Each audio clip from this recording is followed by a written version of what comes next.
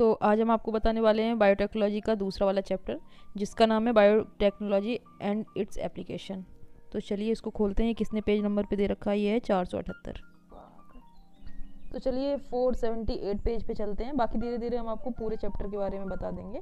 ये मेरे पास जो बुक है ना, बहुत ही जादुई बुक है।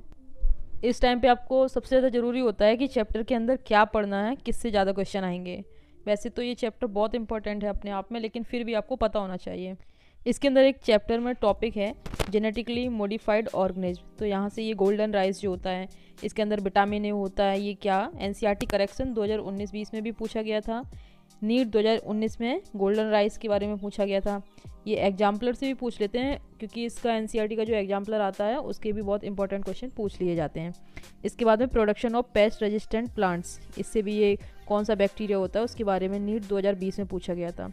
और हाँ, हम आपको बीच में बता दे रहे हैं कि ये बुक के चक्कर में कोचिंग ज्वाइन मत कर लेना, क्योंकि अब वो टीचर नहीं रहे जो पहले पढ़ाते थे। हम अनअकैडमी में ऑफलाइन एडमिशन लेके देख लिया, पैसा बर्बाद हो गया।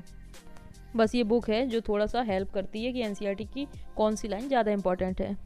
तो इसके बाद में बीटी कॉटन में कौन कौन से एग्जाम्पल दे रखे हैं वो सब AIPMT 2015 नीट 2019 में पूछा गया था। और आप आगे देख रहे हैं बीटी टॉक्सिन जो है ना, किस बैक्टीरिया से निकाला गया था, नीट 2020 में पूछा गया है। क्राई-1 फर्स्ट AC जीन क्या करती है, 2019-20 में पूछा गया।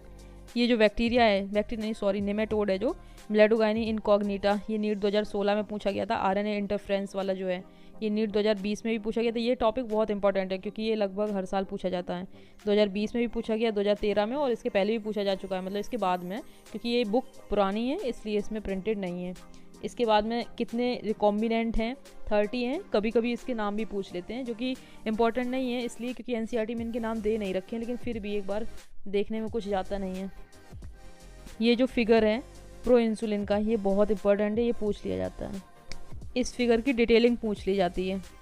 डिटेलिंग का मतलब है, ये देखो सी पेप्टाइड पूछा गया है ना, कि मैच्योर इंसुलिन में सी पेप्टाइड होता है या नहीं होता है, यही होती है। ये नीट 2020 से पूछा गया है। इसके बाद एली लिली नाम की कंपनी थी अमेरिकन, उसका ये क्वेश्चन बहुत पूछा जाता है। नीट 2020 में भी आया था और 23 में भी आया था। इसके बाद में ह्यूमन इंसुलिन, ह्यूमिलिन एक जीन बनाई गई, वो ह्यूमिलिन इंसुलिन बनाई गई थी, जो नीट 2020 में पूछा गया है। इंसुलिन AIPMT 2014, ये इंसुलिन वाला टॉपिक जो है वो बहुत इंपॉर्टेंट है। इसके बाद जीन थेरेपी में ये ADA के बारे में पूछते हैं, कौन सी डिजीज़ होती है, कौन से बच्चे को किस उम्र तक और कैसे कैसे इसका ट्रीटमेंट किया जाता है उसके बारे में।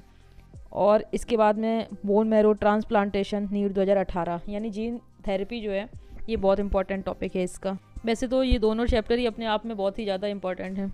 इसके बाद में enzyme replacement theory, molecular diagnosis में PCR के बारे में, और एलाइजा टेस्ट वगैरह जो है ना, इनके बारे में आपको पूछा जाता है नीट 2020 में। ये सबसे ज़्यादा इंपॉर्टेंट टॉपिक है, मॉलिकुलर डायग्नोसिस। ऑटो रेडियोग्राफी और अदर जेनेटिक डिसऑर्डर्स के बारे में पूछा गया है, लगातार पूछा जाता रहा है। इसके बाद में ट्रांसजेनिक एनिमल्स के बारे में बहुत ज़्यादा पूछा जाता है, insulin like growth factor. Study of disease के बारे में, ट्रांसजेनिक मॉडल्स में क्या क्या यूज होता है, क्या चीज़ें की जाती हैं।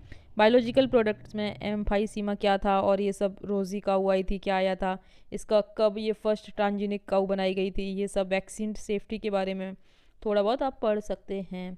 इसके बाद जो इसका एथिकल इशू है ये बहुत इंपॉर्टेंट है। इसमें बायोप्रेशी में पूछा जाता है कैसे कैसे इनका हनन कर लिया था, मतलब लोग इसका दुरुपयोग किस तरीके से कर लेते हैं, मिस यूज एक तरीके का, कितनी वैरायटी पाई जाती हैं, और 1997 में क्या हुआ था, ये सब मतलब बहुत इंपॉर्टेंट। जितना भी ये हाईलाइटेड दिख रहा है ना आपको, ये बहुत इंपॉर्टेंट है।